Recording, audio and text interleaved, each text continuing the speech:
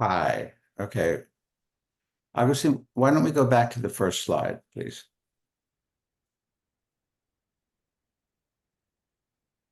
There we go. Hello. Well, welcome everybody to the IPA Journal Club.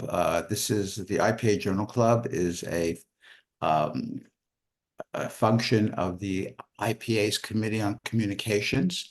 I'm Jack Drescher. I'm the moderator of the Journal Club. Next slide. That's me. That's my bio. The next slide, please. Our guest today is Anthony Bass. Tony Bass is an associate professor and supervisor at the NYU postdoctoral program for psychoanalysis and psychotherapy. He's also on the teaching faculty and a training and supervising analyst at Columbia Center for Psychoanalysis, as well as the Institute of Contemporary Psychotherapy and the NIP training program. A founder, the president of the Steve Mitchell Center for Relational Studies, and a founding director of the IARP, and a founding editor and editor-in-chief emeritus of Psychoanalytic Dialogues. And Tony, it's great to have you here today. Thanks, Jack. Okay, let's go to the next slide. Okay, so for those of you who have not been here before, and for those of you who have, I'll just repeat, the goal of the Journal Club is to be interactive so that you, a reader of a paper, can speak directly with its author. And as you know, when you signed on, this session is being recorded. It will be available for viewing both on the IPA website as well as IPA's YouTube channel. And for those of you who haven't seen some of our previous Journal Clubs, they're all searchable on YouTube. If you don't wish to be recorded, please leave your camera off. But if you don't wish to be recorded, I may not call on you to ask the author a question. Next slide. So we're not using the chat section. Hopefully the chat is disabled. Yes, the chat should be disabled. Augustine, somebody wrote something. Let me just check. Yes, there was a question whether, okay, yes, we will be sending the recording to participants. It will be available, a link after it's up online. But for now, if you have questions, comments, use the Q&A section because I'll be I can check both at the same time. And we ask you to stay muted unless you're called upon to ask your question. Next slide. When I call on you, please unmute yourself, turn on your video camera if it's not already turned on. When I call you, please give us your name, tell us where you're coming from, and also try to speak slowly and clearly because this is the International Psychoanalytic Association, and not everybody who is tuning in is a native English speaker. So it's very helpful if you speak slowly and clearly. What we will use the chat, if you haven't downloaded the paper yet, Agustin is our technical person in Buenos Aires. Tony and I'm in New York. Tony, are you in New York? Yes, I am.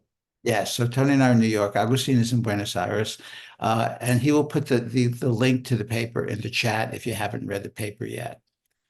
And I think the next slide.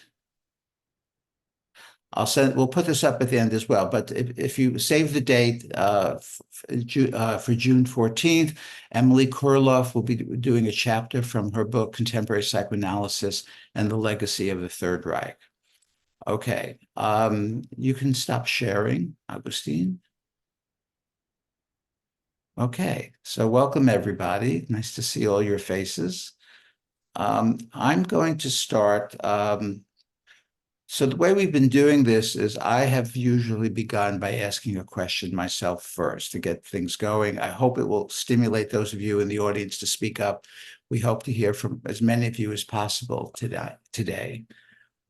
So let me look at my notes. So I start with an easy one, Tony. They're not all easy, but and you know, and I may not get to all my questions, but the easiest question is this one. What motivated you to write this paper?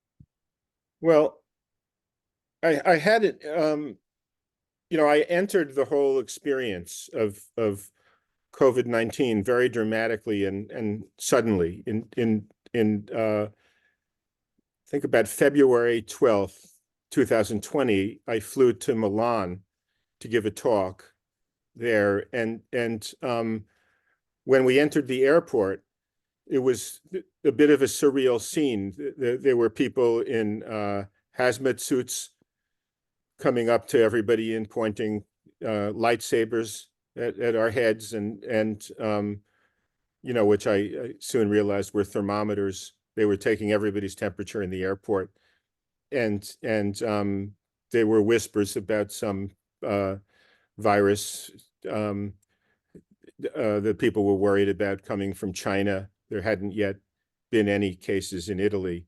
I looked it up earlier this morning and saw that the first case in Italy and the first identification of the epidemic outside of China came on February 20th. So this was a week before the first case was identified. And heard almost nothing about it, heard literally nothing about any issues with an illness or a pandemic. The whole time we were in Milan and a few days in Lake Como, until we were in the airport hotel and bar the night before coming back on February 23rd, and overheard a conversation with a man who was trying to get back to his home. He had two homes, one in Hong Kong and one in Tel Aviv, and he was trying to get back and couldn't. That both Hong Kong and Israel had shut down all travel from Italy, and so that was interesting and disturbing. But we got back to New York on the day of February 23rd, and looked on my news on the phone and saw that the whole Lombardy region had been shut down, and overnight. There was no travel in or out of it. And within a week, my practice was out of the office. That's how fast it all went, that we went from knowing nothing about it a week before to everybody working virtually. And it was such a dramatic change of life and sort of adaptation to a new reality that we all thought was going to be, a few weeks, a month. Those were the conversations with my patients, that will probably be out of the office for a few weeks or a month. And that became almost 3 years. And I had a long interest in questions around the psychoanalytic frame. What are the essentials of psychoanalysis? It's something I've written about, and what is really important? What is the essential ingredients of psychoanalysis? And that it's, in my view, it's not 5 days a week, and it's not being on the couch. It's not these kinds of extrinsic elements, but the way of listening, way of being with our patients and our therapists. And so this new reality that we were all thrown into the midst of seemed like a tailor-made context to study the theme that I had been writing about earlier, which was particularly in a paper that I wrote called when the picture doesn't fit the frame, or when the frame doesn't fit, when the picture doesn't fit the frame. And that's what we were all in the midst of, dealing with a kind of picture of reality and a picture of the world that no longer kind of fit within traditional psychoanalytic ways of having a setting, creating a setting, working within a setting. So that was the idea that initiated this paper, to think more about the what we were all encountering and how we were trying to make the best of it. So the pandemic, in a way, supported some of your pre-existing views on what constitutes the elements of a psychotherapy or psychoanalysis. Yeah, it was really a chance for us all to be thrown into the deep end of the pool in terms of how to create psychoanalytic relationships and ways of working in situations that were radically different than what we had been used to.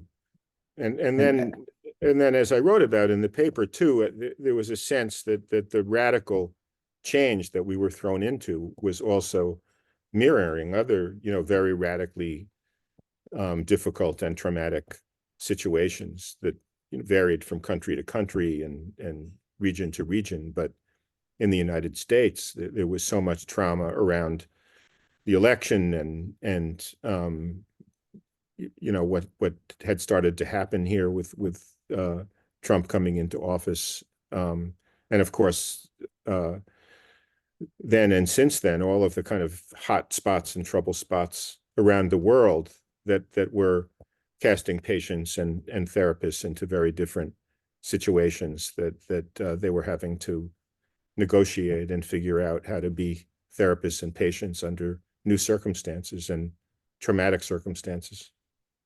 So I'm going to keep asking. This is follow up on this question, since nobody in the audience has yet put any questions up. So I'm going to have the liberty of asking you what you bring to my mind. So one of the thoughts. So since we have you here as an author in our journal club, does writing, help you deal with your own feelings of helplessness in a situation? Because pretty much most of us were individually helpless about what was going on in the world around us. I think it does. I think that having a chance to that one thing about writing that I think most authors would agree with is that it's a chance to find out more about what you think. In that sense, it has something in common with the psychoanalytic process, where the words that you find yourself finding show you something that you didn't know that you were thinking, or that you didn't know you were thinking quite that way. So I think that there was something in general about writing, and in this case in particular, when we were all, I was certainly, and many of my patients and colleagues were in such a state of fear and anxiety and threat, and as I said in the paper, both in its own right, very, very much in terms of concern about our life and our health and the health of the people that we love, including our patients, and so all of that was very strongly felt, but also much of it was as I wrote about in the paper, that under the kind of threats that we were all experiencing, there is a tendency toward a kind of it is what it is kind of mentality, a kind of reduction to just how to cope with the reality and the threats of whatever trauma it is that is impinging on us. And so there was something about thinking about it, writing about it, thinking about what comes up in such circumstances for my patients and me, what is restricted as a function of it, what can expand that's a function of it, that I think was part of coming to terms with things with a little bit perhaps less anxiety. But I think also working with patients was similar that way, that in trying to bring experience into words, our patients' experience, including with us, and our experience, including with them, I think had a similar therapeutic effect to writing. That sort of brings me, I'm going to do my next question because our audience is very shy and they haven't decided to weigh in yet. But you haven't gotten to the really hard ones yet. Let me know, give me a signal when things are going to get really tough. Yeah. So this is the second question that came up as I was reading through the paper. Your paper made me think about the experience of being a therapist here in New York City after the attacks on the World Trade Center on September 11th. And there seemed to be some kind of belief, both in patients and among mental health professionals, that somehow we therapists had the ability to function normally after being witness to and subject to a terrorist attack. And I felt a kind of deja vu of that expectation at the beginning of the pandemic lockdown. So I was wondering if you had any thoughts on what I see as the unreasonableness of such expectations. Are we therapists really better equipped to deal with these kinds of crises? No. And also, there's a false dichotomy there, right? Because we therapists are also the patients.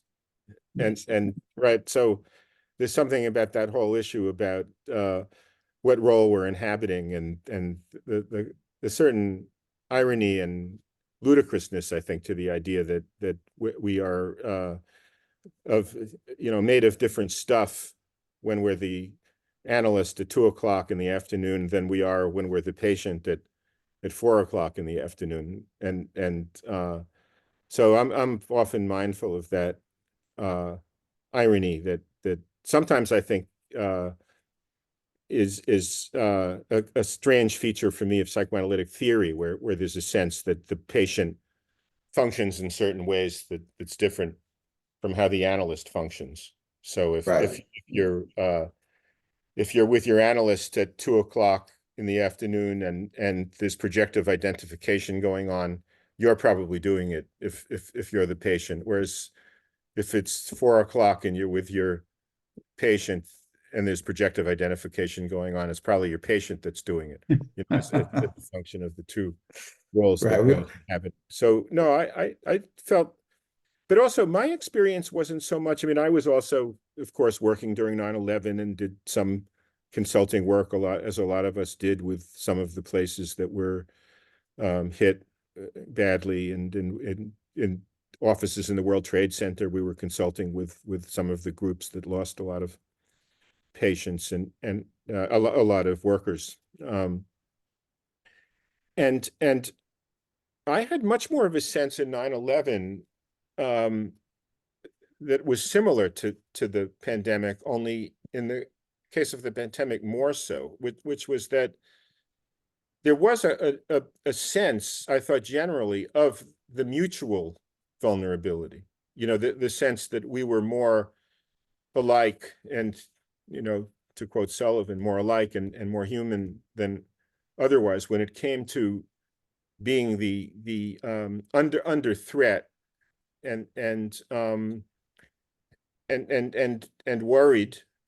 And I think, in my experience, there was a much more pervasive general sense of that with the pandemic. I think because with 9/11, the day itself, and then several days in which everyone was waiting for the other shoe to drop, and what would be the next terror attack in New York, but relatively quickly, I felt after 9/11, if you weren't being sent off to the Middle East as a warrior, I mean, relatively quickly,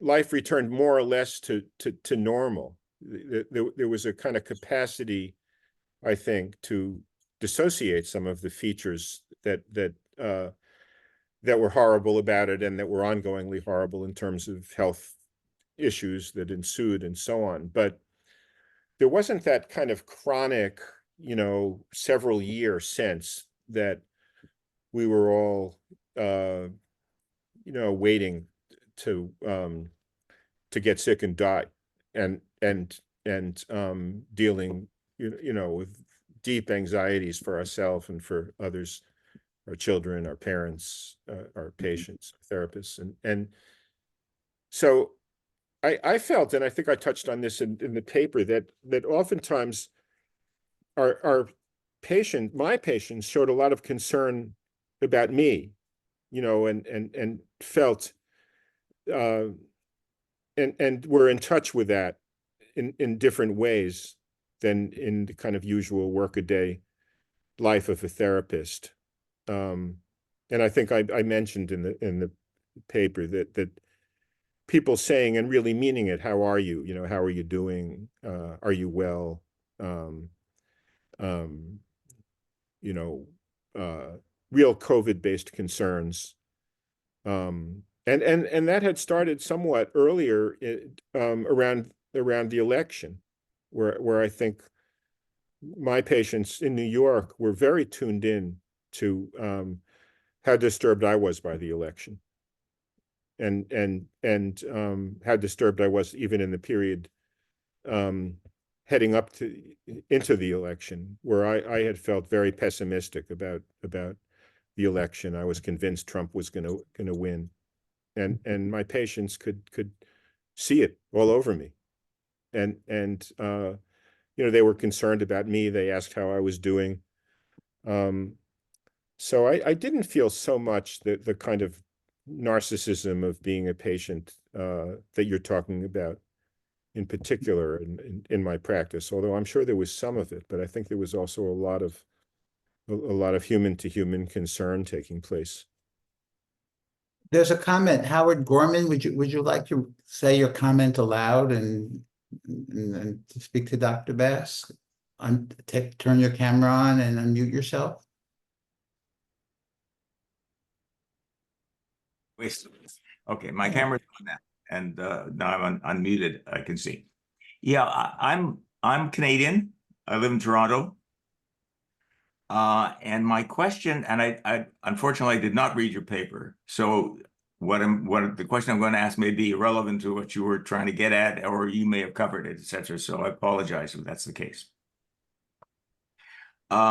I've lived most of my life in Canada. I did live in the States during the time and right after my graduate studies, which were not in medicine or psychiatry or psychoanalysis. But it was during a turbulent time. It was the time of Martin Luther King's assassination and Malcolm X's, all during the late 60s or early 70s. And I didn't really think about it at the time, but later in my life, I guess into my middle age, so to speak, I did do some other traveling. I'm sorry, is there something? That's my problem. There's somebody in my back. Okay. I did notice that in terms of, and it came out very clearly in terms of the pandemic, I grew up thinking that Canada and the United States were roughly the same place. They were very similar places. Our culture seemed the same. Our TV was the same. It was mostly American TV, etc. I thought of it that way.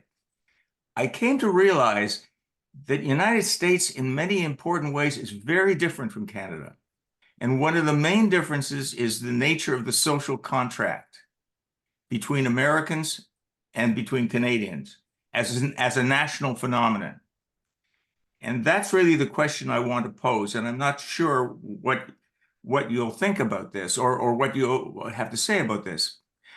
But I was wondering how you think the national contract of different nations affected their response to the pandemic, and even how those national characters showed up in the consulting room. Whereas I imagine most therapists, analysts thought that what they were seeing was roughly what therapists and analysts were seeing all over the world, kind of thing. But I think they might have been quite different. And I can just briefly, the sense of individuality in the American national character and the sense of I'm on my own to live in this country and make my life here is much stronger in the United States than in Canada. And as I was watching the numbers of people dying in the States, and the numbers were increasing, juxtaposed against the resistance to vaccination, etc., and the claims about freedom, etc., it struck a chord that was very different. Even those elements were true in Canada in some ways too. The quality of it was very different. And I wonder what you might have to say about that kind of, and it was on a personal level, it was kind of perplexing and alarming how steadfast Americans seemed to be about their individual rights in the context of what was happening to their families, as you touched on a moment ago. And in Canada, people were concerned about that, but not to the same degree, and there was not the same sense of freedom at stake, in a sense. Howard, let me interrupt you. What's your question? What's your question? My question is, have you thought about this issue? So I'm sorry. Have you thought about this issue? And if you have, or do you have any thoughts now about that and how that actually showed up in your consulting room, et cetera, or anything you want to say about it? Yeah, I want to respond in two different ways to what a very kind of complex and interesting set of reflections that you just offered. And one is that to one aspect of your point about the social contract, that weirdly, coincidentally, when we were in Milan right before the pandemic came out, my wife Laura had an accident. She fell on the street and hit her head, and we wound up in an ambulance going to a hospital in Milan, and she had been bleeding from her head. It was very, very scary, and so we were suddenly cast into the Italian medical system, hospital system, and they took care of her for a couple of days, and they were scanned every place, and tremendous amount of care offered, and through language barrier and trying to find translators, and as you can imagine, it was a really terrifying experience. And so then, as we left the hospital a couple of days later, Laura and I were a little mystified. Nobody was asking for credit cards. Nobody was saying anything about how to pay.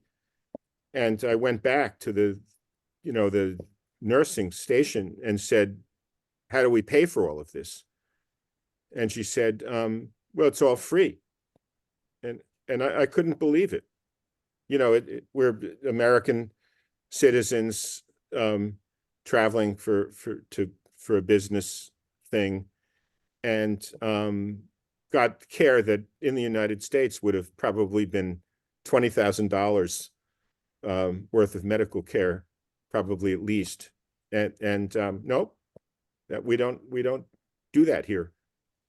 And so that really struck home, sort of leading into this pandemic, where everybody was thinking about how they were going to get medical care and what insurance they had and what their insurance was going to cover. So I think that really impressed me, coincidentally, right before everything hit, how alone we are in the United States, how uncared for, how little net we have underneath us. And I think it's a part of the anxiety of everyday life, of being an American in many, many ways. But I think the other part of it is that what I did write about in the paper, the link between the pandemic experience and the political experience in this country, and the kind of realization of things about the country that those of us who have lived here forever had in relation to Trump's winning the election, and the changes that were so radically occurring so quickly. I think a lot of Americans in the more privileged classes, at least, professional class Americans, upper middle class, professional class, I think were surprised at the America that we were seeing suddenly, as though we were kind of waking up from a certain kind of dream that America was a kind of safer, more caring place than we suddenly recognized as we were kind of waking up from a dream into a kind of nightmare of what was happening here along the lines that you're also describing. And so some of those features that you were underscoring, cast as individuality were struck, I think, many of us as quite insane. The anti-vax movement and so on. It was kind of waking up and saying, is this really the United States, or what were we thinking? How had we missed something that now is coming out and seeming quite fundamental about who we are? And I think that created a kind of identity crisis, I think, for a lot of us. And people were beginning to think, like, who was that guy that asked that question at the IPA Journal? I think he said he was from Toronto. I wonder if he might be able to help me get a gig in Canada and get the hell out of here. If Trump wins again, Right. so I think what you're describing is your a kind of recognition that was striking you, I think, was striking many of us in the same way. Let me just say that there's a paradox here involved, because I don't want this to sound like I'm being critical of the states. What the paradox is that part of that individuality is tremendous originality and creativity and the mustering of resources to produce great things. But it's sort of juxtaposed with this other quality of individual reliance. It's a real kind of paradox. Yeah, it is. It's a paradox. It's a tension. To say it's a paradox is true, but it also, I think, minimizes the sort of emotional impact of the recognition of aspects of this, which I think were, in a way, part of the trauma that people were facing, the sense of, barely recognizing ourselves, that there was something about what was happening and the divisions within the country, and in a way it's a paradox, but in a way it's also geographically embedded in geographical and cultural differences, and one of the things that I think did come out in the United States was how little we knew each other, how little we were aware of whole other segments of the population and what they were thinking and what they were feeling, and that was part of, I think, trying to explain to ourselves what had happened in politics that seemed so unimaginable. But I appreciate what you say, that there are aspects of that there are two sides to this, as there are to almost everything. That the side of the kind of creativity involved in some of this is different, right? It's a different angle, it's a different perspective, and it's complex to hold both.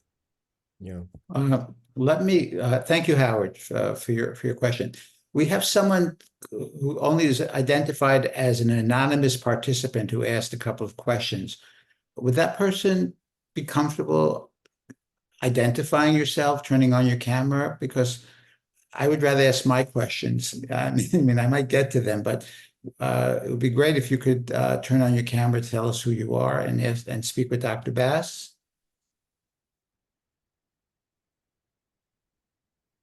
All right. Well, let me go on to my next question in the meantime, then. Hopefully they'll change their mind. And I invite people, if you have comments, please to put them in the Q&A. So one thing, this is about the paper. This is not a question. This was just an aside.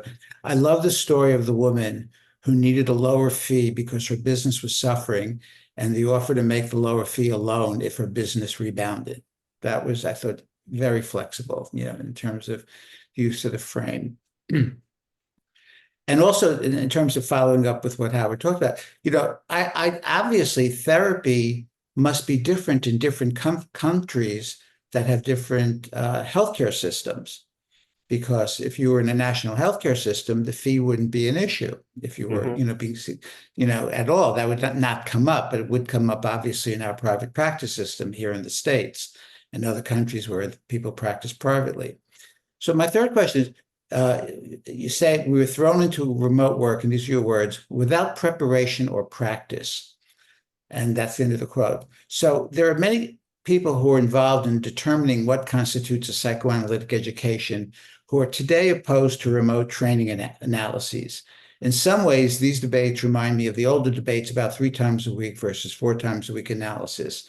People have strong feelings about the subject, but nobody has a lot of data to support either view. So you wrote this paper in 2021 and outlined some of the pluses and minuses.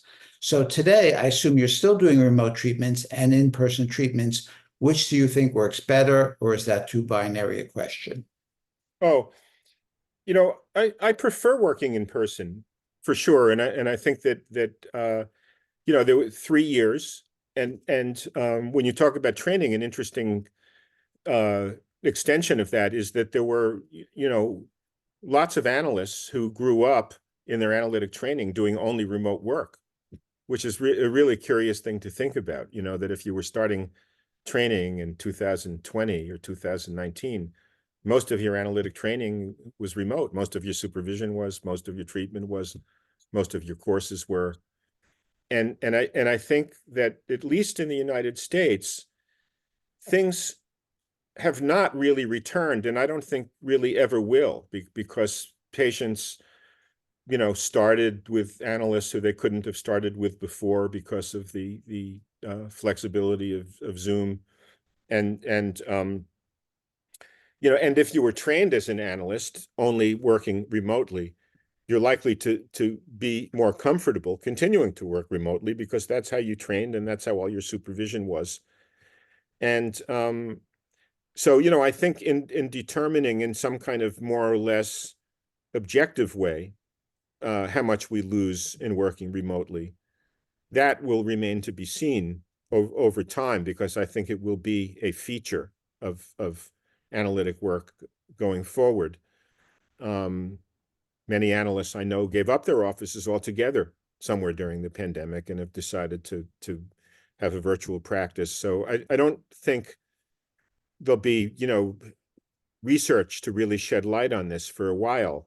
And it might be that I assume that one's own personal experience of it is embedded in our own histories and our own age and stage of life and practice. So that for me, having practiced for 40 years before the pandemic without dealing with the complexities of working on phone and Zoom, except for the occasional patient who's traveling or that kind of thing where we all had a taste of it.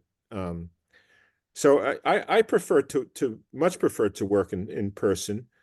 But if someone says, as people have asked me, what do you think you lose in working with someone virtually compared to working in person?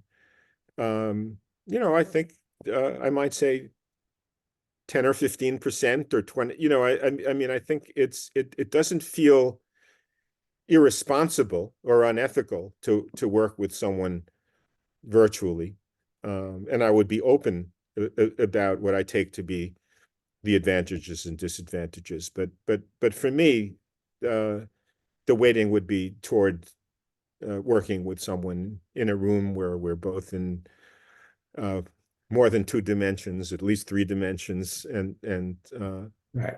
embodied and so on.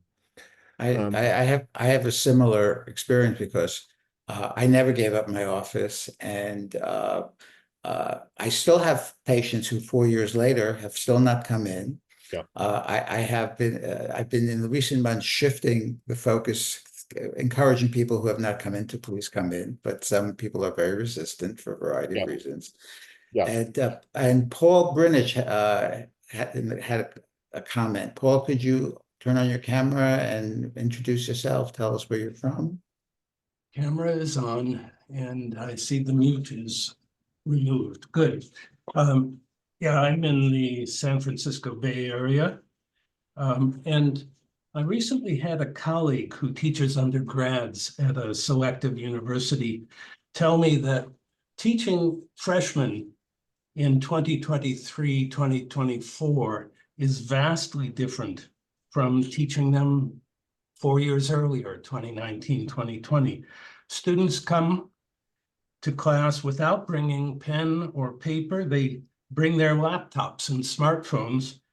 And when he walks around the room, they close their laptops or put their phones down, apparently to prevent him from seeing what they were viewing. Although there he is in the class. And I've found that when I teach candidates via Zoom, I often see that one or two students seem to be looking to the side. My suspicion is that I have only a fraction of their attention. Another screen is active. And then looking at myself, when I interact with people via Zoom, as today, I have to turn off all other windows on my screens so that my attention does not get captured, diverted from the person I've got on Zoom. Yep. There are all these things trying to grab me all the time. I just wonder what implications might these observations have for our clinical work, especially when we try to balance in-person versus virtual. Do we have to establish a frame in a new way? Yeah. It's really an interesting question, and I think we all struggle with it, as whether we're teaching or learn, the teacher or the student or the therapist or the patient. The kinds of impingements that occur, whether through a notification that pops up on the computer if we forgot to turn it off or haven't figured out how to turn it off, and the patient or the therapist notices that someone's eyes moving upward to the right, and a kind of recognition that there has been a moment of distraction, which does constitute even now a kind of dropping of the patient in a way that Winnicott might have talked about, that occurred, right, with any distracting thought, right, in the old days when our distractions were more internal, and we might notice that we we're daydreaming or thinking about something else, and we might then do some self-analysis or some joint analysis of what occurs at a moment like that. But I think, yes, the impingements of these newer realms of life are very significant and serious, and at times, and this was a kind of feature of the paper that I want to emphasize, because I think it's relevant to what you're asking about, Paul, is like to try to think, for us to think about and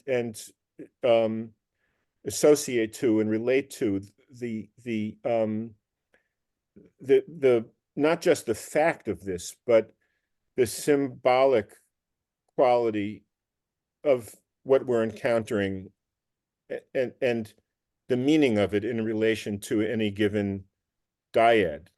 So that, for example, if there's a kind of incoming grabbing for attention that that the therapist or the patient recognizes, or that kind of originates with the therapist or the patient, one thing that I will try to do with that is to relate to it something like the sort of reverie that Ogden talks about, or something dreamlike, something that impinges, that isn't just the thing, but bears some relation, often in a kind of uncanny way, to the unfolding of unconscious dimensions of experience that is very much our interest. So, for example, if I have a patient who's a lawyer who travels a lot. When he's in New York, we meet in person. When he's traveling on business, we'll meet on Zoom. And so very often in the middle of a session, you'll hear a little ping, and you can see that his attention has shifted to some incoming scud through a notification, and it becomes part of the material. Like he'll make a reference to something that has come in that is irritating to him or threatening to him in some way, and we treat it much like an association or an impinging thought, and not only treat it as something simply external, or even taking it up as simply why he doesn't turn the notification off, although that might be part of the conversation, or some other aspect of his attention that relates to being on Zoom versus being in the office. But also that the material itself is nevertheless psychoanalytic material, in the same way that we might relate to a story that a patient is telling us as a dream story, right? Like as something that we can relate to in its both its symbolic nature and also what it connects to in their whole kind of larger sort of psychic frame of reference. Mm-hmm.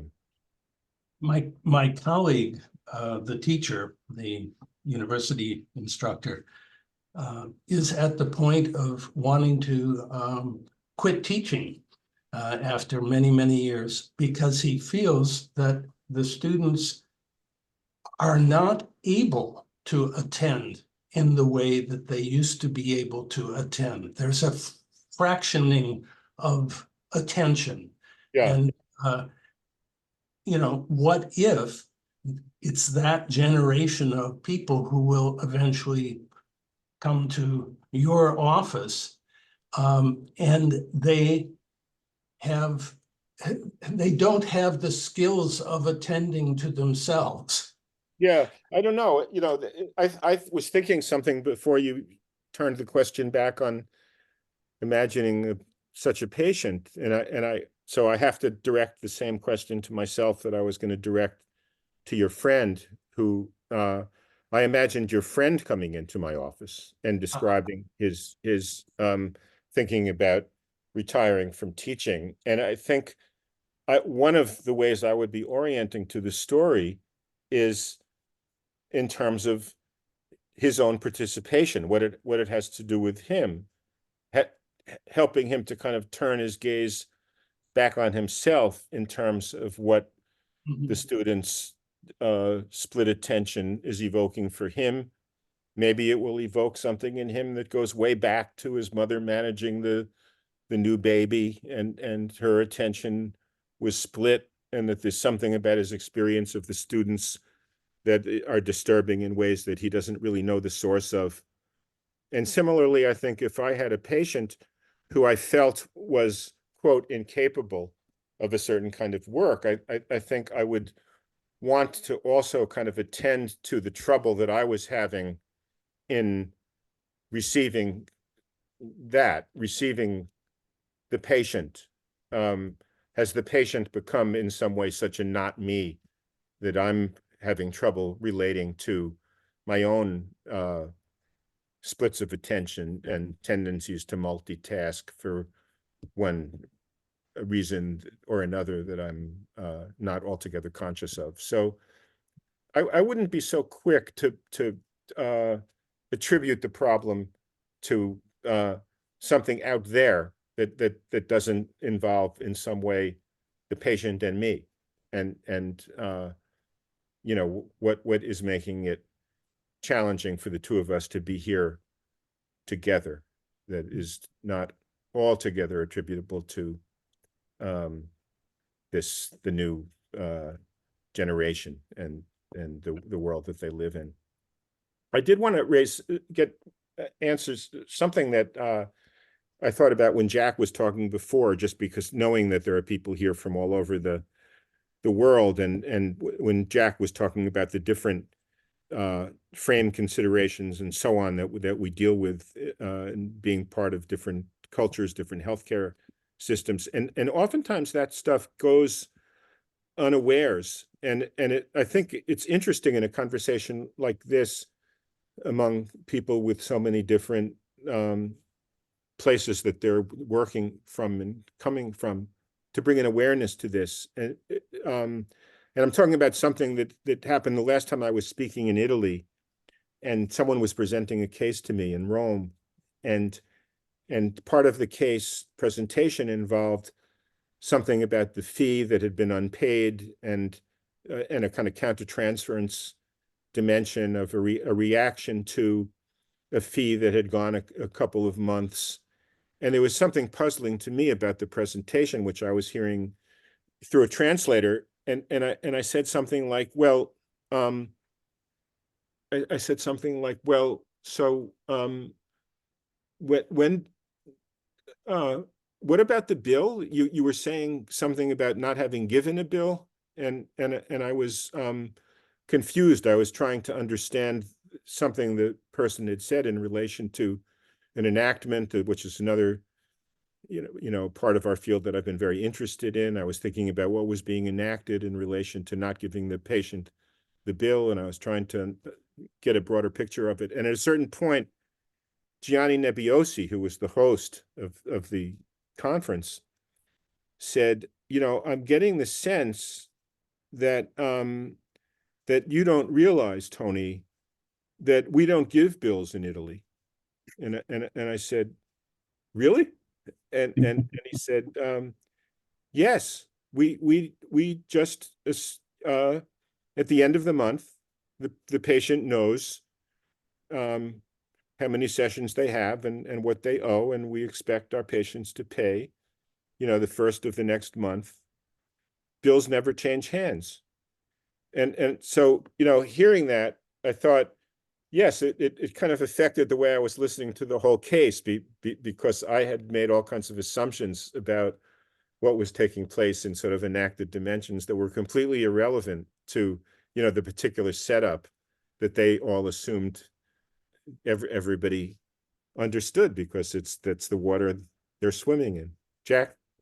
Yeah, I was just going to say, that's, as I said, the fascinating part about cultural differences in the socioeconomic systems in which we practice does change the way we listen and the things we listen for. We have another person who had a comment, Jim Buse. I don't know if I pronounced your name. Jim, could you show us your face, introduce us, tell us where you're from?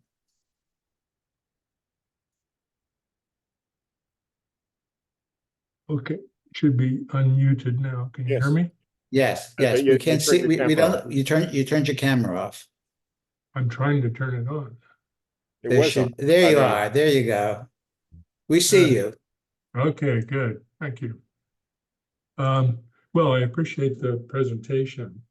And I started an analysis with somebody, saw them one time in person, partly because of COVID and other issues. I closed my office, so it's been all virtual since then. And the individual wanted analysis, so we gradually increased to 5 times a week using a screen. And then we've shifted to telephone only. And I found it really interesting to see how you can simulate isn't the right word, create an analytic environment that way. In some ways, it's preferential. So I'm wondering about the presenter's experience with it. Yeah, Tony, before you answer, Jim, where are you? Oh, I'm sorry, Los Angeles. Okay, and you're an analyst, and I am. Okay. Tony, go ahead, you're on. Yeah. I know. I think that there. I mentioned in the papers a certain patient who with whom I realized that there was a kind of particular intimacy to the phone conversations that included even differences in how you're listening. Like the devices that you have. Right. For example, I've noticed that there's a very different quality to a phone session if I have earbuds in than if the patient is on my Yes, speaker. and the There's patient something picks very up on it intimate. immediately if I've forgotten to.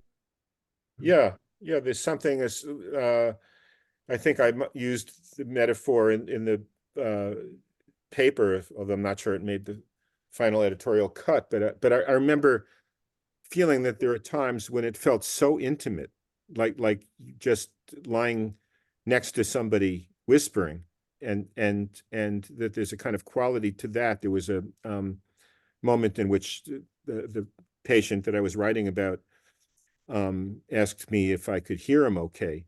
And when he was speaking about something very delicate and very intimate, and I was surprised that he asked, because he was right in my head. Here.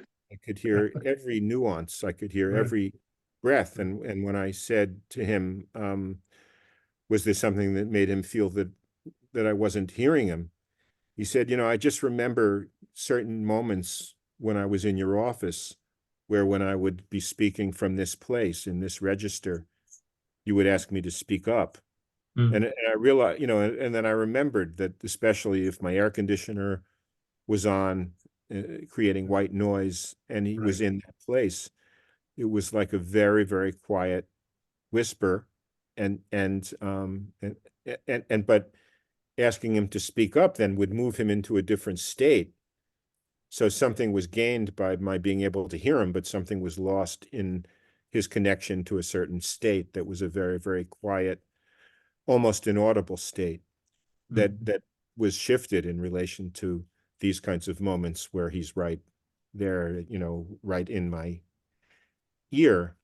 So I think that there are times in which we discover, in working remotely and working on phone and working on Zoom and working in the office, that there are different nuances and parts of experience that become part of the story. But I think it's hard to, part of what we call the transference, countertransference field, and how we're co-creating it together. But I think there's always, as we know, as analysts, as everybody here knows, that there are aspects of that we're conscious of, and aspects of that we're unconscious of. And so even as there are aspects of working on the phone that can be very intimate, there are also aspects of working on the phone that put us at a distance, and have it be more about the words than other kind of energetic exchanges that take place more when we're seeing each other and being together and experience each other in our embodied states. So one of the things I just want to say, one of the things I became aware of in as we make these decisions with each patient, both which mode of conversation we're going to use, and when we're going to change from phone to Zoom, or Zoom to phone, or Zoom back into the office, and so on, that there are features of that I can recall discovering along the way, and being surprised by aspects of it that I had been unaware of, and aspects of, even, for example, when I proposed to some of my patients to come back to the office, and realizing that there were some patients that I had been unconsciously warding off and waiting longer to invite back in to the office after I had begun to see other patients back in the office. So I think that all of these things lend themselves to trying to attend as much as we can to the enacted dimensions that are beyond what we know in any given moment, but unfold over time.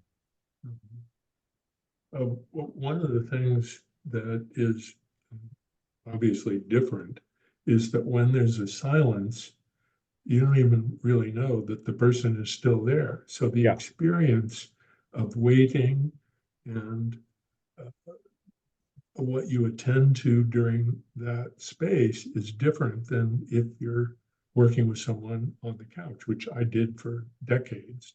And so that's kind of notably different. I'm wondering what your experience was. Yeah. Right. I think probably the therapist and the patient sometimes has I know this is true for me, that where a patient will suddenly say, "Are you still there?" Yeah, And similarly, if a patient is quiet for a while, right. it Oddly just enough, I've had patients when I was seeing them in the office say that, "Are you still there?" Or, "Where are yeah, you?" yeah, and That's it's never once, that's never once happened with the phone or video. that's interesting, and Yeah, because to me the "Are you still there?" would have a different meaning and a different resonance if it absolutely. happened Yeah, on the couch or absolutely. it happened on the phone. But I've also had the experience more than once where a call is dropped and Yeah, and um, and I call a patient back right, where and somehow um, and whether to what extent this involves unconscious currents or not, the patient has not picked up on any notification that occurs. Typically if a call is dropped, there's in my experience, there's some registration of that, sure, uh, some noise, something. But I've had the experience where I'll call a patient back whose call has been dropped, and I get their machine and or their voicemail, and then I'll right, call another 2 or 3 times, and 5 minutes later, the patient recognizes, by looking at their phone, that right. I've been trying to get through to them, Hmm. and they've been having a session by themselves for the last 5 minutes, Hmm. and talking and continuing, and which is quite striking to me because I'm a pretty participatory analyst. I would think I would rarely go for 5 or 10 minutes within complete silence, with neither a word nor Right. a nor a registration of my presence. And so then it's a curious thing at that moment to say, "Huh, you were talking, for 5 or 7 minutes, and without any recognition that I wasn't there," which is curious to Yeah. me. And then that leads to sometimes a recognition of something that they noticed without quite noticing it. Right. I was going to say, and I had an association, if I might intrude, I was reminded of the comic book hero Daredevil, who, if you know his origin story, he was blinded when some radioactive material fell on his eyes. And but all of his other senses are heightened. And there's something about, like not having the patient physically in the room with you that I think heightened my sense of listening, Yeah. to patients, which I noticed. And that it's not that and so that treatment feels different. I listen in a different way remotely than I do when, also because I have, the mechanisms now to have Bluetooth, like the kids who are wearing pods, Yeah. my computer now feeds into my hearing aids. So I hear everything perfectly well and I listen differently. And wanting people back in the room is not, as I've heard some people say, it's because they're missing the signs of. I actually enjoy having people in the room with me. That's my countertransference, if you will. Yeah. That's my preference. So anyway, I just want to Yeah. throw that in, and maybe ask one last question because my list, if I might. Yeah, please. Okay, thank you, Jim. And this is a little bit related to. I have two. I have. One is provocative. All right, I'll do the provocative one. So Thanks for as I warning. read, Glad you're warning me. not in a bad way. As I read through the descriptions of seeing patients in their home environments with spouses, children, and pets, and decorative elements, and probably vice versa, because the patient can see sometimes into the therapist space. I Yeah. thought, well, these are not problems for relational or interpersonal psychoanalysts, such as you and I. So, Tony, I wondered, how do you imagine this new wrinkle in analytic treatment affects more classically trained colleagues? I think it's good for them. They have to get real.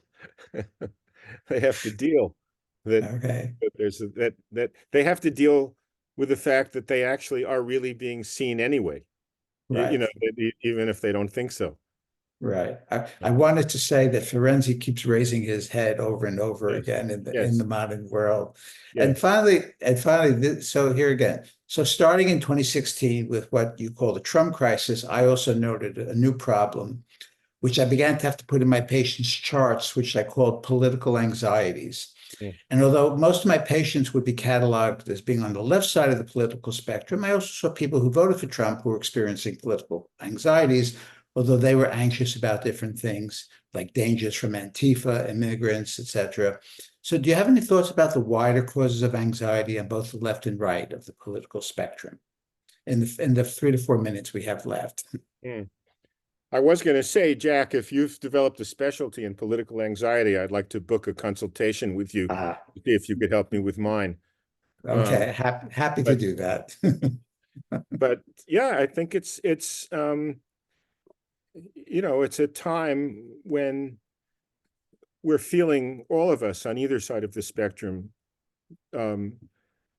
extremely isolated and not understood by the other half, and not seen by the other half. That I think it's part of the thrust of the paper is that that's both real and a very serious problem in the United States, and probably reflects other kinds of problems elsewhere with these kinds of divides, although I think the divides in the United States are unusually extreme.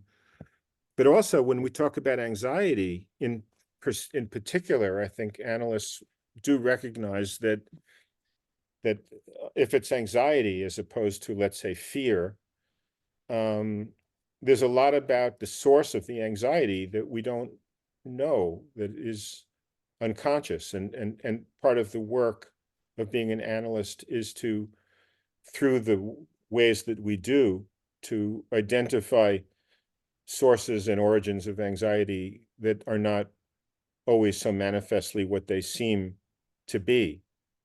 So I think that's one of the challenges, to both recognize how and why it is that our patients are feeling as anxious as they are about our, you know, political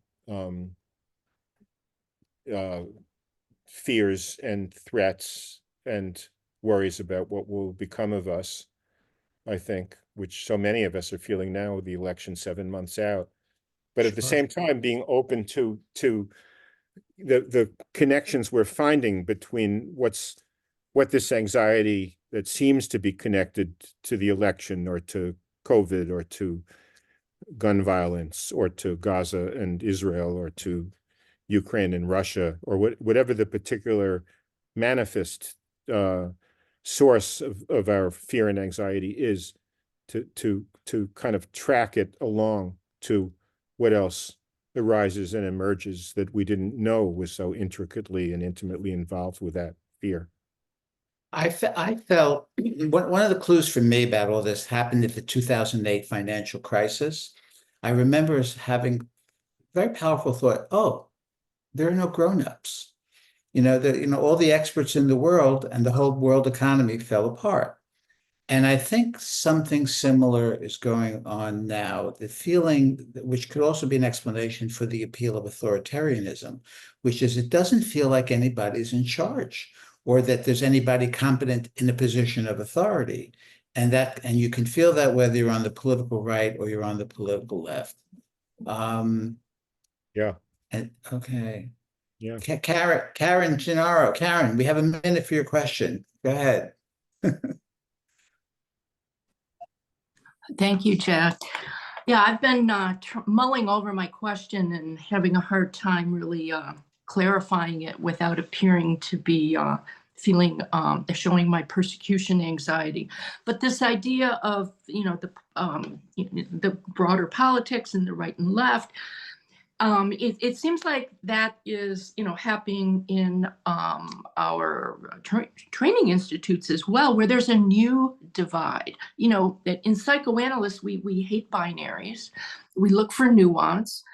And yet there's a new divide at least in my institute, with the idea that training analysts will not, I should say, people will not be promoted to training analysts if they don't show a case that has been in person, with a complete dismissal of online work is valid, as opposed to having the promotion committee, take on the extra work of doing a very nice evaluation of the candidate's work. Yeah. I'm just wondering if you had any thoughts about that. It's a burning issue for me. I'm someone who's closed my offices. I do loads of I have an analytic practice. I'm ready to be a training analyst, and I will never be, because of this new divide. Unless it's bridged, right? It's like all these kind of political questions, like how to hang in there and work toward change, work toward consciousness raising. I mean, I think, for example, at Columbia Psychoanalytic, there are some people here from that organization. For many years, the only thing that was considered analysis, as far as your training was concerned, is if it were at least 4 days a week. And so people who were doing very good psychoanalytic work, from my perspective, at 3 days a week, that was not registered as contributing to their meeting training requirements and so on. But in the last few years, that changed, and it changed because of a lot of activism and new leadership and new leadership that is elected by the community, and so changes were made that felt to me more in line with a contemporary, perspective on psychoanalysis and what constitutes it. And it's been, tremendously refreshing for us, some of us older folks, and also life-changing for people who are in training and looking to have their work certified. But not everybody's happy about it, right? There are still the more conservative forces within the Institute who say this isn't the psychoanalysis that I knew, and some of them are even resigning, and so people have strong feelings about everything that they're invested and committed to, and so that kind of divide in psychoanalytic institutes, I think, like they say about national politics, change is coming. It just might take a while, because there have to be more young people voting, and there have to be more people I hate to, activating. I'm glad we got to this part, but we do have to stop. Thank you, Karen. Thank you, Tony. A couple of things. Agustin, could you put a link to the paper in the chat for everybody? And could you also put up the final slide as well? I wanted to thank everybody for coming today. I want to thank you, Tony. It was, for your participation. It was great. We just have an email that gives us for another link for after we're finished, so we can come back and talk to each other about how it went. I'll check your email after we get off this call. And what was I going to say? So anyway, do we have, there we go. Thank you, Agustin. So come back June 14th. Emily Kuriloff has written a book called Contemporary Psychoanalysis, The Legacy of the Third Reich. We're going to do a review of the last chapter of her book, which has to do with the accounts of children of Holocaust survivors who became psychoanalysts themselves.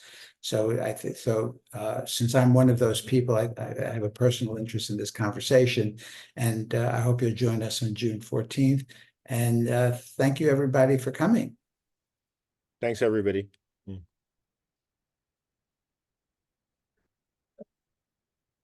Thank you.